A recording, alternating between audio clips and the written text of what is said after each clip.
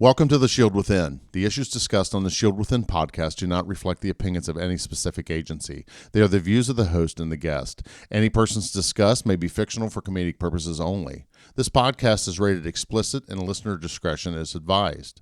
Listening to The Shield Within may trigger repressed or suppressed memories or experiences. Please contact a mental health professional at your earliest convenience.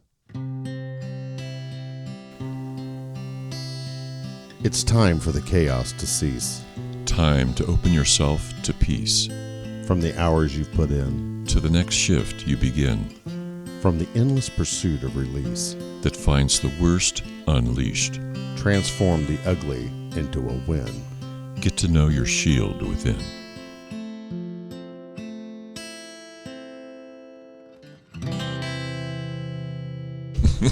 From a sound guy. Welcome to The Shield Within. For those of you, I just did not hit play or record real quick because Donnie was just chewing me out. It's like, God, some of us just hit plug and play. Good evening and welcome to the Shield Within. Good evening and welcome back to The Shield Within. We kind of have been having a theme with our shows here lately is that we've been doing two-parters throughout the month. And if you're just joining us, this is the second half of our two-part series, and whatever numbers Donnie puts on this, but this is season 2, we know that for sure. If you're on Facebook, please stop by our Facebook page and give us a visit, Facebook.com/The Shield Within, or our website. If you like to go into static websites and see what's going on there, you can see Dr. David and I. You don't get to see FT Donnie or Mr. Hat, but to shieldwithin.com. And if you're in need, you can reach down there and hit that big old blue coaching button there in the middle. It'll take you right straight to lessonslearnedcoaching.com. Are they a sponsor? No, they're a co-host here, and it's the silver-tongued, good-looking bastard to my right. So you can, and we like to call him Master Yoda. So when he starts talking backwards, like, oh, yeah. But no, Master Yoda, David will really unfuck your life for you. Somebody try the next episode that way. Play David backward and see what the hell we get. You'll see God. I'm telling you right now. In the name of the Father, the Son. That's right. Yep. Do you know what I got into lately? And we don't want to I didn't know. realize. Oh, wait a minute. I've known Dr. Dave for 50 years now. So I'm all into this. Like Hold on, dude. I'm all into this free TV shit on like oh wow, whatever Pluto and all that. You porn? No. Oh, this is free shit like free. on my TV. That is casting. All right. But Kung Fu. Ah, yeah. Do you remember the original Kung Fu with David Carradine? David Carradine, yeah. So he always flashes back, and it's him, right, with that long white hair, grasshopper, and he's like, "Hey, grasshopper, thorns rose only protects it, but not from its beauty." Just that shit is like true, that. Though. That yeah. Oh, it's great. If anybody, if you listen to The Shield Within, you're getting all this for free. Yeah, and education. Pluto TV, and soon we're going to be setting up some listener support. So if you want to support the show, we're looking, and I'll talk about it with the group too, about if you want having a 3-tier thing. So if you like what you're hearing and you want to help support the show, hey, let's have a podcast. Well, let me tell you what, guys, this isn't us four with a universal microphone and an iPhone in the middle of the table. We have quite the investment here, right? Because we want to try and bring you a quality show, right? So the second half of this is what we talked about in the first half. There was a police department in Tennessee that fired a bunch of officers for basically having sex on duty. Yeah. That's kind of it's sensational, it's sexual, it's people of trust. So it's kind of like the makings of a great drama. But, the memes that have been going around are fucking hilarious. Oh, my God. I have to say that we've shared a few on the Shield Within, but I vowed that enough's enough. I was sharing the story with my middle daughter Jen, and she's like, Dad, that woman's a person, and even though she's made bad decisions, she doesn't deserve this kind of treatment. And ladies and gentlemen, I was also lead story at the 6 o'clock news on all 3 local news stations and front page of every paper. Yeah. And so I know what it's like to feel that way, to have statewide ridicule. Right. So, and what Jen also reminded me is that, the men who are involved too, and all these people are married, so it's clusterfuck times 5. Right. And clusterfuck not meaning fucking, it means She's like, what a I'm fucking in, mess. I'm in. You've just destroyed 5 families nationally. And this poor girl, she is on every fucking meme in the world. There's another meme going around that this is what my Facebook feed looks like. It's Homer Simpson sitting in the bar, and it's that woman's face on everyone's body in the room. And I'm like, ain't that the truth? But, so there for the grace of God go I. Right. I have had an extramarital affair or 3. And when I saw this, I called the group and we do a group chat, and I told David privately, I said, take the gloves off because, I want to address this. Mm-hmm. And David says, well, if you listen to the last Ding, ding, episode, ding. yeah, last episode is that infidelity is so rampant. Yes. Yeah, go ahead, sir. It's everywhere. And so I think when we approach this event, we're approaching something that touches everybody that listens to us. We don't have a whole lot of 9-year-olds, so I don't have to worry about that. Except for me. But at least not yet. Well, I'm hung like one. I'm starting to work in the elementary schools. But I see it in adolescence. I mean, kids cheat on each other, and it's kind of like expected when you're an adolescent, but it still hurts. Sure. It still causes life-changing decisions. You come out of high school having your heart broken. It makes a difference when you go to college. You go into adult life with a broken heart. Makes early decisions really different. Push pause here real quick. Yeah. Did you know that Hugh Hefner built his life around the fact that he got rejected in middle school by a woman? Did you guys see that Playboy thing that's out on Netflix right now? I believe that. Yeah. Everything But anyway, I know. sorry. I just totally derailed your train of thought, but you were talking about that from adolescence. Right. And they were talking about this girl that he had met in Chicago because he's from Chicago. And after she rejected him, his whole life changed. Yes. So please It go ahead. happens a lot. It's amazingly affairs happen all the time, and sometimes relationships get better because of them. The relationship develops some resilience in the relationship and the people in the relationship. So going through something like that can be beneficial. People can make it past it, blah, blah, blah. But more often, an affair ends things. It's a way of almost announcing inside the relationship, I'm done. I'm done. Well, it may not be what you're feeling, but it's what you communicate to your partner when you're involved in an affair. I'm done with you. It made me think a lot about these folks being in law enforcement. Obviously, that's what draws all together here, being first responders and Donnie Fire, that we all have in common this vulnerability. Mm-hmm. And we walk into our adult lives with stuff that happened when we were kids. Families, like Kelly talked about in her family, it was very touching and it was cool that she was able to share that so easily. It was very moving to me to listen to. We have traumas that occur in our lives. We have things happen that break our hearts and change the way we think about ourselves. And so we walk into adult life, the way I think of it is more often than not, feeling vulnerable, because we are vulnerable. And then I think there's this incredibly bare fact about loving, that once you decide to love someone, like in a marriage where you're really committed to someone, you're in love with them, you become instantly vulnerable. Because you essentially, if not in reality, give your heart to somebody else for safekeeping. Mm-hmm. I'm going to give you my heart, the stuff that matters to me the most in life. I'm going to give that ball of goo to you for safekeeping. I trust you to take care of it. You're instantly vulnerable when you do that. Being in love means you're vulnerable. So you start a marriage. So I've the folks that have been on the show. Where were you at in your life when you started training? Where were you at? Were you married? Were you single? Did you have kids? Because all that to me makes a lot of difference. What stage of your life were you in, and what head did you have on when you went into training? So, you start out vulnerable, and within a fairly short period of time in your career in first responder, the traumas start to happen, right? Mm-hmm. And at the time, as those of you who have worked with have taught me, the first trauma goes by essentially unnoticed.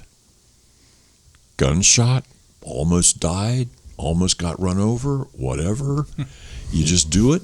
You go through the motions. You use your training. You exist. You survive. On the other side of it, like, holy shit. Dude, you see that, man? That was cool, man. Some fucked up shit there, man. Damn. Shit, this is awesome. Perfect. Absolutely perfect. Woohoo! That's what I signed up for. You're right. Yeah.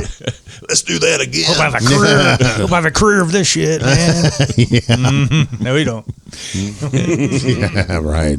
And then the second one happens, and kind of the same thing. It just goes by unnoticed. And then they start to accumulate very, very quickly. And the next thing you know, you've got a whole pile of crap that's changed the way you think, changed how you think about stuff.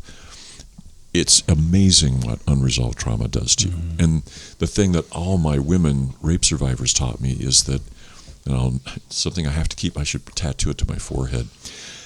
When you have unresolved threat running around in your head, your capacity to assess threat goes away. And when you're in law enforcement, that's kind of a big deal. Is this a threatening situation or not? That judgment, that gets diminished or eliminated when you're walking around with all this shit in your head. Now, on that, I can remember in the one incident we talked about on Kelly's show, which is, we won't use his last name. His first name was Jose, and I chased him into a dark house, and I remember talking to myself going, oh, this is a bad idea. Oh, fuck, you can't see him now. Yeah. Well, motherfucker, my flashlight doesn't work. Well, fuck this. Turn my laser on. I heard the shotgun rack. And I could almost feel it rack. I was so close to him. And I remember saying to myself, oh, that's going to hurt. Hey, motherfucker, put that gun down. I'm going to fucking shoot you right where I'm going to kill you right where you stand. Boom, it hits the floor, and I thought, God damn, that's easy. God damn, that worked. Thank God. About that time, Kelly boots the fucking door open and comes in. Goes, raw motherfucker. And I'm like, okay. So when you're talking about that, I'm kind of reliving that a little bit, going, yeah, you're right. Your threat assessment, is that what you said? Yeah. Your ability to process that at the time. Yep. I don't think anything about it. Jeff and I were talking about running, in excess of 100 miles an hour. Yeah, because we do it all the time. We're used to it. But you blow a tire or something goes sideways, that's a lot of energy that has to get expelled before that car comes to a stop. Dude, in my first 4 years of being my job, piss event, just fucking hell yeah. Writing tickets out, high-fiving everybody. That's fucking badass. I'll never forget. His name's Randolph. Can you say names? No. All right, Randolph H. Yeah, right. Randolph H. Stopped him for some speeding. Right. So I went up there, and I was just your suspect was Randolph. Randolph okay, got H. H. Going up there, I'm going to write another fucking ticket right real quick, get out of here. I went up, talked to him, and, had conversation with him. And I'm, hey, where you going? Hey, what's going on? Hey, how you doing? Blah, blah, blah, blah. Go back and run him. He's got like 8 warrants against him, whatever. And he stopped? And I'm out there I'm out there by myself, and I wait. Wow. Hey, man, come on back. Hey, how you doing? Come on back. And I know, like, this guy's trouble. And come on back. Hey, let me see your hand. Blah, blah, blah, handcuff him. We're just talking. And pat him down, and he had 5 handguns in his pocket, ankle, 5 Good handguns. God. So, long story short, we get back to the post, and we're talking. I'm interviewing him for, getting statements and shit like that. And he goes, I need to tell you something. I was like, yeah. I'm like, fuck it, let's go. I mean, I can get this shit done, get you processed, and get back out there, right? Right. Go right with tickets. Yeah, I need to tell you something. I'm like, oh, yeah, what's up? And I'm writing whatever. He goes, I was going to kill you when you walked up. I'm like, say what now? Yeah, I mean, I'm fucking like 26 years old. You're talking into my trick ear here, son. He goes, I was going to shoot you in the face And I was like, okay. And he goes, but you came across, you were nice, you were respectful, you were this or that. And I mean, we go on and talk and all this, and then he got convicted long story short, but thanked me at the end. He was like, I'm going to prison probably the rest of my life, but hey, I appreciate you respecting me, blah, blah, blah.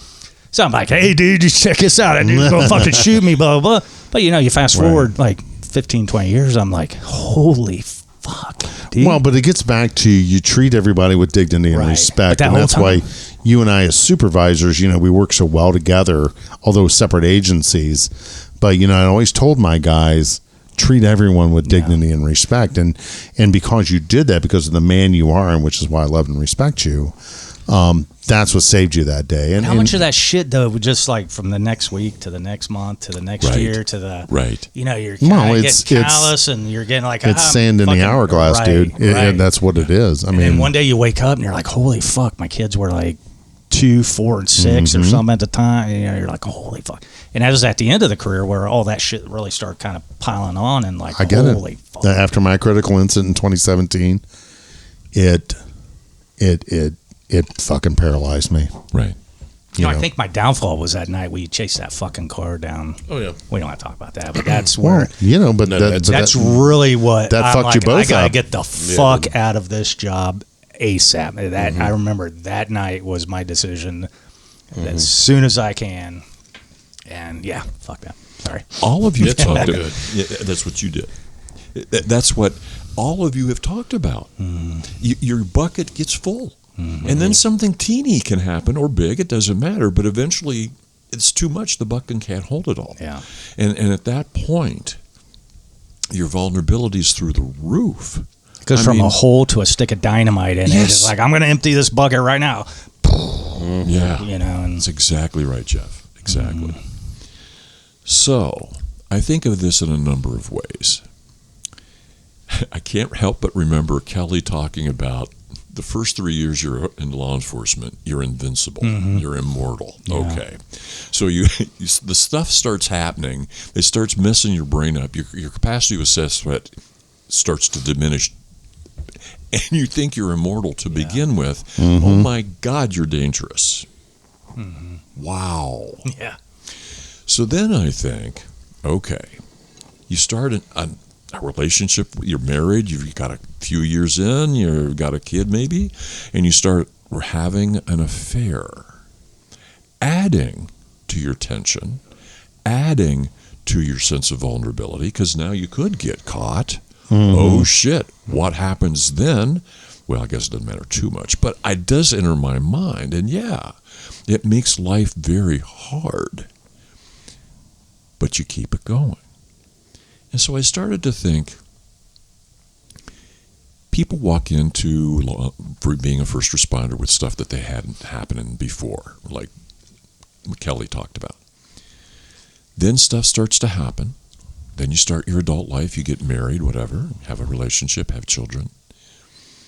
The vulnerability grows. The trauma's unresolved. And I'm thinking, okay, you're not dealing with yourself real well. Inside here, you don't feel loved. Heard y'all say that last episode. And now it's like, it's real easy to do something that you know you don't really want to do, shouldn't do, whatever. So I'm thinking, okay, in here's hard. What about around you? Are other people that you work with, are they having affairs? Do you know it? How can you tell? And so you start to look around you, and I'm thinking, like in this situation in Tennessee, it starts to look normed. Yes. Like everybody's fucking somebody. It sure seems like, and it becomes easier than when you avoid yourself in the mirror to think, well, you know, hell, everybody in the department's It's more doing like it. take a number than get out of the store. Right. Yeah. I mean, I hate to say it that way, but that's kind of the way it is. Yeah. It seems that way. You know, one of the guys I worked with, he loved Speedway Clerks. He was married, and he Is just he blind or no, what's wrong? just it was just kind of this is my bag, baby. He likes Danny in there. Yeah, he likes not the dudes, but okay. You know, there was the agency I worked with. It was about expected. You know, it's everybody at that agency had a side chick, but a couple. And there were some guys who were really notorious cheaters, I guess, for lack of a better term. And I always, for a long time, pride myself that I wasn't one of those guys. Yeah. Because for many years, I guess 7 in my career, that I could say that no, I was one of the good guys, but I got it gets normalized. Exactly. Somewhere you get in your head, it gets normalized, and when you're talking about the amount of stress that was on, and you're feeling bad, and you get with this person, and you feel good. Yes. And they totally dig it, and they get what you're talking about. And I can tell you my personal story. The worst advice, and I've said this before on the show, so I'm going to go ahead and hit it again, was that an old hat, an old, don't tell your wife what you saw. They're not going to understand it. So, I was suggested that I go home and just decompress by yourself. So I started isolating. I was told that 100 times, a million times. Oh, yeah. Old hats telling you that. Your wife doesn't need to know. Right. The traumas and the deaths and all that bullshit. So at the house that I had at the time, it was 3 stories. So I would go up in my bedroom, and everyone knew when I had a bad day. I just said, I'll be down a little bit. And I would go up to my room and sit by myself. Instead of, and my wife had come up and trying to console me, and I pushed her away because they said they wouldn't understand. But that's the worst fucking advice ever, is that your wife may not understand that you rolled up on this car scene and the person's eyeballs are hanging out on their cheeks now, and they're bleeding from, ears, nose, and mouth. They don't understand that. I get it. That's traumatic. That's what I have to do. But they understand you, and they understand that you're hurting, and they'll be there to be with you and just hold that space for you, which is, I don't need you to fix me. I just need you to sit here with me. Yeah. And just watch, the Andy Griffith Show with me. Yes, exactly. And just be in the room with me or whatever you're watching. Right. Stop watching. Watch Kung Fu with me. And smell my poo. But dare you disrespect grasshopper. But where I'm going with that is, don't spend your time watching, 48 Hours or Cops or Homicide Hunter. Let Joe Sixpack watch that. Right. You watch something that's fun. Watch MASH. Watch Kung Fu. Seinfeld. Watch Seinfeld. Yeah. Frasier's another good one, especially starting at season 3 forward. It's fucking hilarious. But Frasier? Frasier is fucking awesome. And fuck you for that, Mr. Hat. I've heard that. But when you're talking about the conversation, so the person that I was seeing, unfortunately, shares the same first name as my wife. Her and I had this common ground because in her job, she was kind of like in the hub. The chief may run the department, but the people in the front office are actually the ones that actually run it. Right. And, connected with it, and I understand this, and blah, blah, blah, blah, blah, blah, blah. So you had that common ground. Right. And my wife didn't understand, and she gets it, and blah, blah, blah. And that's just, it was the perfect storm, I think. Right. And then, but you soon realize that, well, you don't realize it. You have to go to therapy to realize that the reason why you're entertaining this idea is because you're not cheating on your wife, you're cheating on yourself. Very good. You're in a spot to where you're drifting, and that's the biggest sign, is where you need to reach out and start getting yourself some help, because you have a bunch of shit under the surface that's unresolved. And again, I'm on the other side of the mountain in the sunshine. Right. Now I'm on the recovery side of things. Right. Is that what Florida is? Is that the other sign? It is a little bit down there for you. Right. That's what I'm told. Right. Fucker would just invite us. Right. You're welcome anytime. Now we are. You always have Yeah, been. now that's public record. Now. Yeah, just jump on Allegiant, come down Thursday, come back on Monday. Now he's telling what time to get out. Yeah. too. Yeah. Notice that? You got to go by Monday, bro. Well, yeah, you can stay for the week, but anyway, Not now. that's not for our listeners. That's just for the guys that Marc the Cop, Yeah. P.O. Box. Yeah. But geez, you guys derailed me here. That's why I love you guys so much. It's like we like to deflect and That's right. Mark's getting deep, so let's throw some humor booger in. jokes. Booger and fart jokes, yeah.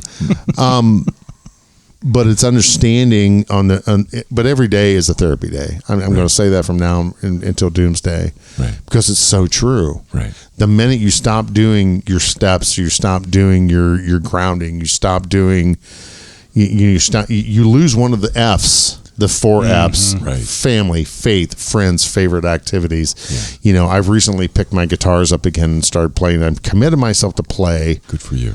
one or the other, the bass or the 6-string, an hour minimum and 2 hours maximum every day or more. Love it. Just get in there, get the bagpipes picked up. They're down in Florida, so I'm annoying my neighbors with my chanter.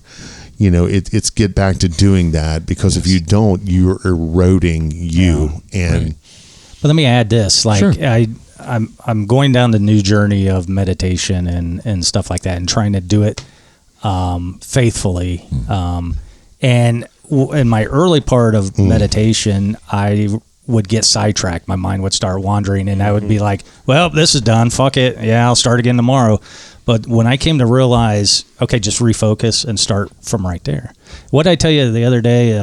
Today's a good day to start over. yeah, Like if you fall, like when I would fall from like, okay, I'm trying to be a better person today, but I just flew off the fucking handle yesterday, and then that would fucking ruin my week, ruin weeks and weeks or whatever. Right. But it's okay to fall a little bit or fucking great, but then tomorrow start again, or whenever you realize, fucking start right now, dude. But it's be here okay. tomorrow. Be here. Be present. Be here tomorrow. You talked about That's the meditation. key.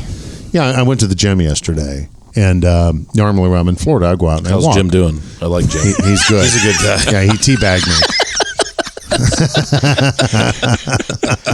Does he ever FaceTime with you when he's on his walk in Florida? Like every 3 seconds. Good morning to you. Good morning. He's some fucking old fucking, like, he's the youngest by years. Right. I'm like, are you talking to me? No. Good morning. Good morning. Good morning. Good morning. Sir, your dog's behind you. No, those are my balls. That's right. Excuse me, sir. Your balls are showing.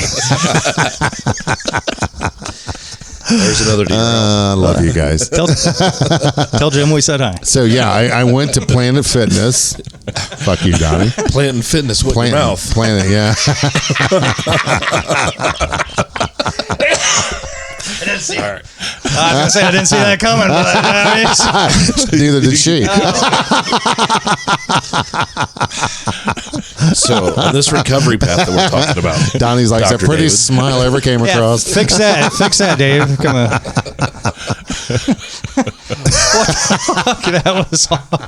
That was 3 minutes of pure gold, right? I'm crying. I'm done. Yeah, so no, you're not. Just keep at it.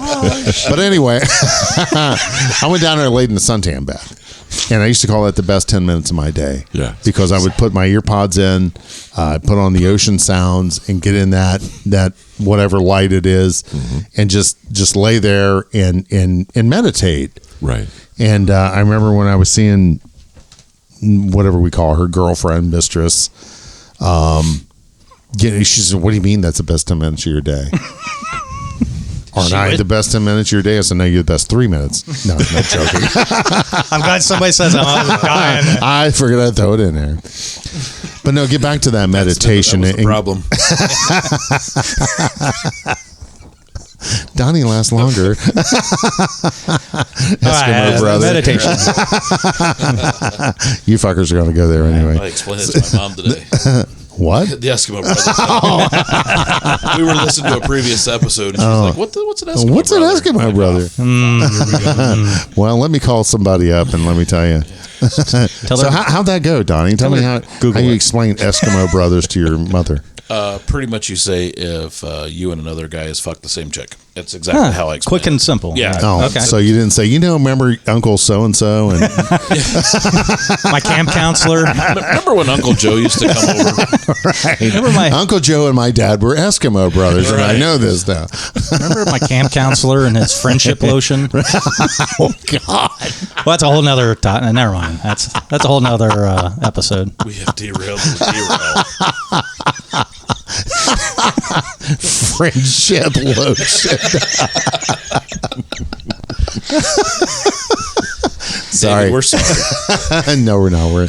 That's why we're rated E for See, explicit. we were so going so deep for a while. We had to let some Right. shit You gotta let some out humor there. come in. That's what normal, Dave, right? That's right. That's It's what normal? first Okay. responders. No, you've never laughed so hard in a damn therapy session, have you?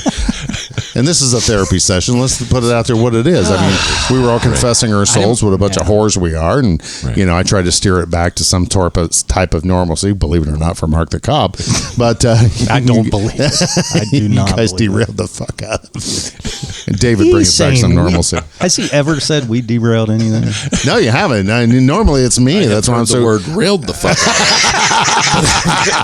Donnie, what the? I have never heard Donnie from the top derail. rope.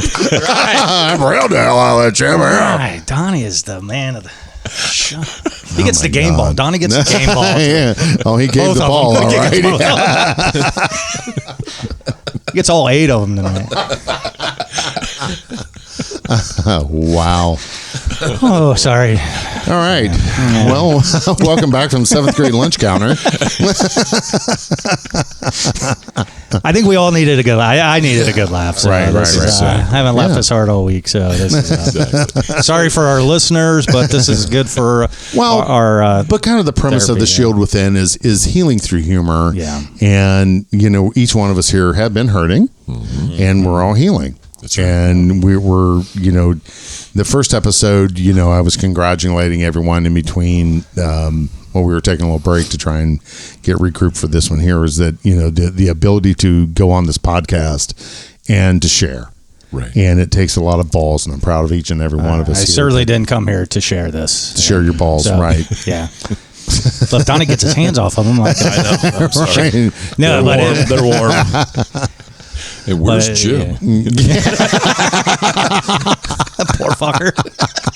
That's right. He said he was coming. Well done, All right. Dr. David. He's off, but he's coming.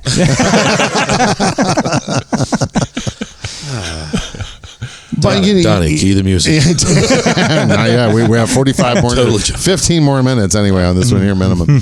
But approaching this difficult subject, and kind of the when I said probably in episode 1 or 2 where I'm talking about how, you suddenly you wake up one day and you're in this crappy apartment and you're sitting on a camp chair and your TV is on a I'm describing Jeff's life. How did I get here?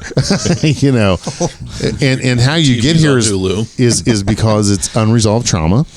It's bad decisions you made throughout your life. And start fighting for yourself the way you fight for the people that you I want to help people. Right. Start helping yourself, bro. Exactly. Yep. And there's, as we've tried to illustrate numerous times and will continue, therapy is available. Therapy is beneficial. Therapy does cost some money and will cost you some time and some inconvenience perhaps, but the rewards are worth it. Yeah. That includes for yourself. That includes for your marriage. If you've gone through an affair, you're going through an affair now, but you're in a marriage you want to maintain, you want to continue, seek somebody out. Don't just sit around thinking about it. Talk with your best buddy. Gosh, I don't know who to see. I don't know how honest can I. No. Fucking go do it. I bet I made 10 calls before I could get into somebody like, oh, we can see you in April or whatever, or call us next month maybe. Yeah. And I'm like, fucking, I need like that deep therapy now. And so, so keep trying. It's out there. You just, you got to put a little work in, and it's. Or if you're on the job, reach out now and establish a relationship. Yeah. Hey, I'm doing great and I'm happy and I'm not boning the Speedway clerk. Right. So now's the best time to reach out to a therapist. Call someone local. In every good department should have some type of wellness. Right. And get on their calendar. Just go every 90 days for 30 minutes and say, hey, I'm good. Yeah. I'm only reason why I'm here is because when the ball drops, I can get in sooner. Yep. And everybody knows somebody that has a therapist or something. Yeah. Like I could call me. I don't know that many people, but I could be like, hey, I bet this guy can, or this guy can. Right. Or I can give you this guy's number, Dr. Dave. He'll find somebody for you. Yeah. Well, somebody knows somebody who knows somebody that'll help you. Which is That's why exactly what David did for me. Correct. Which is why we have lessonslearnedcoaching.com. We talk about that every day. If you can't find somebody, David will be able to help you and direct you. Send us a message or whatever else. Yeah. His website or mine. or hours. Shouldn't take possession of that. With the Facebook page, send us a message. I'm not real good at answering them or finding them. I apologize for that. I am working on that. I was talking about with Susan the other day. She may be taking a look at doing our social media stuff, and I hope she does. That'd be great. Just that way it's monitored a little more. Yeah. Right. But, reach out. It's like I said, every department should have some type of officer wellness. Or if you don't want to go through the departments, like here in the Dayton area, we got a great set. Who's that in Vandalia, Curler, Bannis's office? Professional counseling group. Yeah, Yes. professional counseling group is awesome. They deal with first responders all the time. Yeah. In Kettering, it's Dr. Molly Hall. And Dr. Kathy Platoni here in the area. They're also very, very well. I know that over in Central Ohio, the Columbus Police Division of Police has a very good set up with them. I know that a lot of Dayton area police chiefs are already establishing those relationships for their teams. I know that the professional counseling services, like with a couple of the southern agencies there, they got that set up. I got a phone call the other day from an officer from a suburb of, not Pequot, Columbus, saying, hey, what are the area agencies? Because I think I shot it to you too, Dr. David, that are really proactive with mental health. And there's, as Joe Terry, if we haven't mentioned the Chip Terry Fund, chipterryfund.org. You got it. Is their website. But, Joe Terry, his wife, said, there's 3 stages of that. Either they talk about it, giving it lip service, or they embrace it, or some of them just wholesale reject it. And I feel that the lip service departments are absolutely the most dangerous. Because, oh, yeah, brother, we'll be there for you. But then they leave you hanging when you need it. Yeah. So I would just assume they just not embrace it at all, other than give it lip service. Lip service is the worst. Or you can go to any Planet Fitness, look for Jim's number. Jim, yeah. Call him. It's on every bathroom. And he'll give you MTC's phone number. $10 right off $10 a month. Yeah, $10 a month. No grunting. No judgment. No judgment. That's the best part of it. That's right. And I think I want to. Unlike this table. Currently, you all are a bunch of fuckers. And if you work in a department where none of those mental health services are readily available to you, you might consider finding a new department. Yeah. Or be the one to establish one. How cool would that be? That's even more exciting and dramatic. And as we've tried to talk, and Nick spoke very well of in the time we spent with him, sometimes there's a time to leave the profession. Yeah. Sometimes there's a time you look inside yourself and you realize my bucket's full, and if I keep living this life, my bucket's going to stay full. Yeah. I don't like a full bucket in my head. And so you're allowed as a man, a woman, or an adult human being to say to yourself, have the self-awareness, the self-acceptance, the self-love to say to yourself, you know what? I'm going to be better off if I go work there, where I know they've got mental health services, lots of support, or, you know what? There's other things I can do in life besides this. And while I've had my time, it's done this, and this for me. It's time for me to do something. Would you have changed, in knowing now, would you stay 30 plus years in law enforcement? Okay, that's a great question. That's a 2-tiered question for me. I just need a quick answer. This isn't Congress. This isn't Congress. Yes. I would have, but but what I should have done was switch departments. 10 years ago when I started down that path, and I was talking with a colleague last night, and he's like, "Dude, to me, this is just a fucking job. I enjoy my job here, but this doesn't identify me the way you, Marc the Cop, identified with being." He said, "You ate, slept, shit, and lived." The life. He said, you're a trainer, you're an honor guard, and you love doing your job every day. And, and I think that was part of the problem there towards the end of my career, was that my chief really had an identity crisis because nobody knew him. MTC would walk in the room and they all thought I was the chief. As a matter of fact, after I retired, I was down at George's and having breakfast, and I saw this woman pulling her door handles, and her car's locked, and we're waiting on our table, right? And I said, ma'am, are you locked out? Here's your sign. Well, right, but I wanted to make sure. I'm just, I wanted to make sure, and she's older lady, and she's upset, and she's like, "Yeah, we're going to have to call the sheriff's department to come unlock my car." I said, "They don't unlock your car here." What? Well, they do where I live. Where do you live? Tips. My city. I said, "No, ma'am. That agency's the last thing. I tell you what.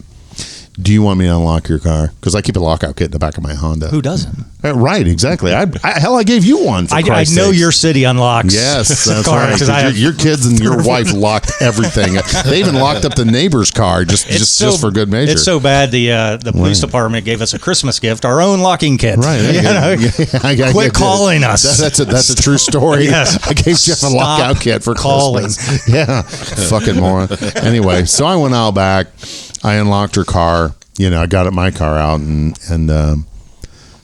she was very, very gracious because the person that she was with was disabled, and she was just like, "Oh my God, what would I do?" When the agency would have showed up and said, "Fuck it, call a locksmith," which would have been a cost to her, which she didn't have the money. Right. She lived in a retirement community, blah blah blah, and she was so grateful to the fact that the next time she saw one of my officers out, she's like, "Hey, your chief came and unlocked my car the other day." That guy? No, I don't believe that guy. And the officer's like, certainly not our chief. "My chief's one of the most self-serving people that's ever walked the face of the earth." My chief? What do you look like? "Oh, this big fat gray-haired guy. Probably, that's not my chief." So he calls me. My officer calls me, and he's like, "Hey, Sarge, what's up?" And I'm like, "You call me, bro. What's going on, man? You all right?" And he's like, "Yeah, I'm doing good." So, funny story. Were you at George's last Sunday? And I said, "Oh, absolutely. Yeah, I'm there every I had Sunday. breakfast. Yeah, I had breakfast there before church." And he says, "Did you happen to unlock some old woman's car?" Describes the car. And I said, "Yeah, I sure did." He started laughing. He says, "Dude, I fucking knew that was you. I fucking knew you'd be the only dumbass that carries a fucking lockout kit in the back of your car." He said, "But that woman thought you was the chief." And I said, "Well, clearly I told her I was a sergeant and then I had retired." Right. And he said, "No, man, she fucking loves you. She's telling everybody at the place there that the chief The chief opened her car up for her and how much she loved this department here and how great this department is and blah, blah, blah." Yeah. And I said, "Well, I'm sure he's probably gritting his jaw right now." I know who did that. For someone doing a good job. So what's that got to do with mental health? What it has to do with mental health is, what I eat, slept, and shit the job to the point to where I'm still that servant. Yes. And I feel I'm more of a servant to God now. Right. In that aspect, and where other people's like, no, and some people can make the separation that's just a fucking job, and some people can't, and they're like, "This is all I know. Right. What do I gotta do? I can't leave this." Oh, it's job first, family second. Oh yeah, Jesus third. And that's why Nick. That's why Roll Call Room Nick said it's a fucking cult because you get brainwashed in your first 5 years. Yeah. You can't do anything but be the police. 15, 16, 17 before I realized they don't care as much about me as I care about them, right? As a collective, and it just woke up one day like, what the fuck, right? And damage is already done. So in your cult, you speak your special language. You wear your special clothes, and now it's normalized that you fuck around on your significant other, and this is men and women, right? Okay, because we've had some women that work for us, that not work for us. I meant the group of us sitting here at this table that were just as bad as the men, right? And some are worse, right? But I'm not condoning the behavior. I'm very remorseful, right, of the decisions that I made because I didn't realize how much it hurt my family. Exactly. But on the other side of the coin, if you realize you're in a relationship that's dead, take care of that. If it's not going to work, if you've gotten to the part to where you just don't have any common ground anymore, right? Do the honorable thing, right? And either work on it, make it better. If you're just at the point that it's just not going to work, take care of that. Then you're free to go do whatever you want to do. Right. See, I'm like Donnie always tells me, I'm really good at giving advice. Go ahead. But he doesn't listen. That's right.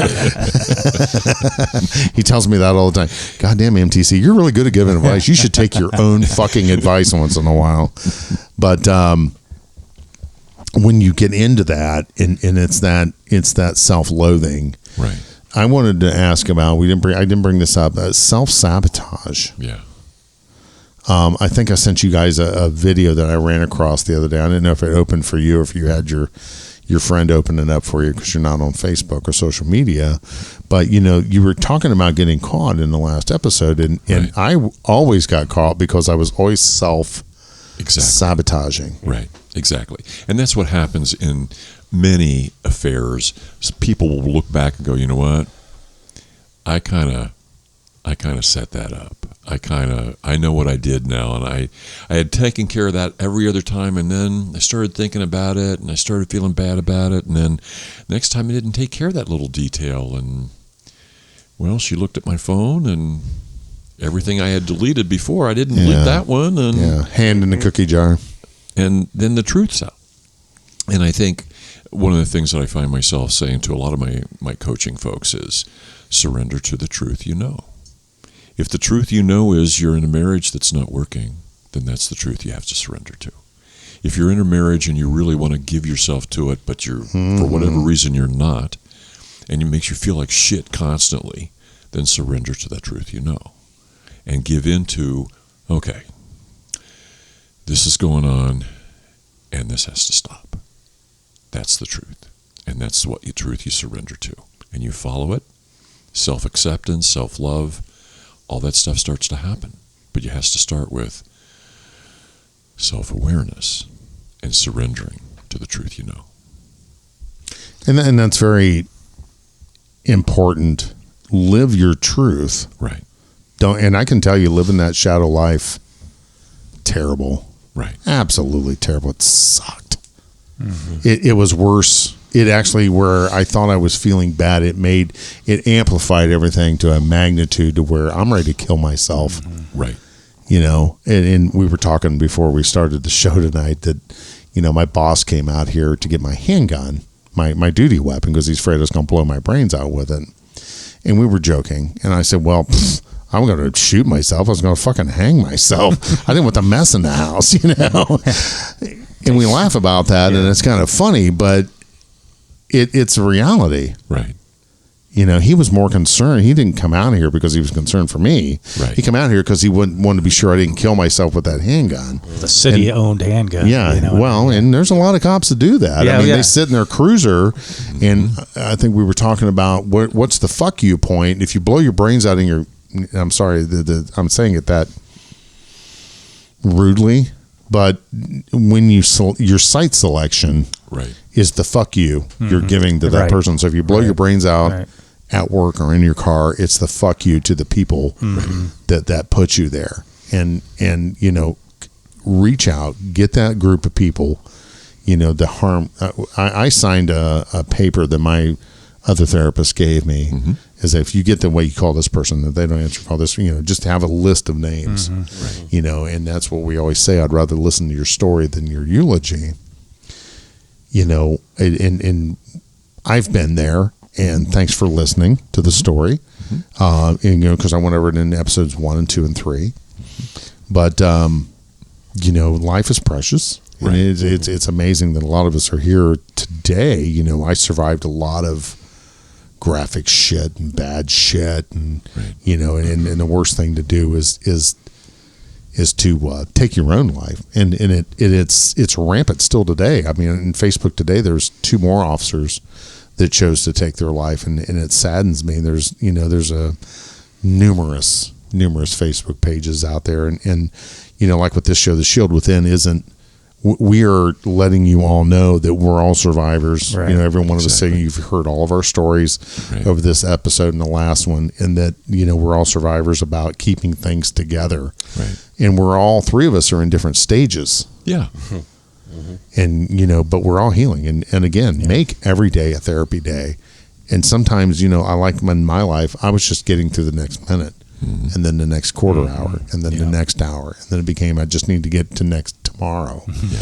Those days will pass. The light will be, the sun will come up, and you'll find your happiness again. And that's one thing I always like to ask everybody: hey man, how you doing? Not how you doing. Are you happy? Are you happy? Are you surrounding yourself that make you happy? And Do you have your 4 legs of your table down, the 4 F's that David likes to talk about, and then the things that make you happy. And Jeff and I were talking about, isolating. And sometimes you just want to sit there and be alone. Right. And I get those days, but, and where I found myself this week, I'm here by myself. I remember those days of being by myself, and I don't like it. So I get up and go. Yeah. Just go somewhere. Yeah. Go to Walmart and walk around and enjoy the freak show. Go down to Miller Lane Walmart. Go to gyms. Go to the gym. Yeah. Go see Jim. Hey, Not the donut place either. Yeah. Or Jim's the donut Donuts in place, Vandalia. yeah. Not a sponsor, but hey, Should good be. don't say no. Not yet. Very good. Are we ready? We are. Okay. Who is it? Donnie, cue the music. May your days and nights find you strong and safe. May you take your place as your family's face. As you do the shit that we won't do. As you embrace the risk you must go through. May you grow in strength and heal and find your heart, your soul, and your mind. You look at your life and grin. You have a home, the shield within.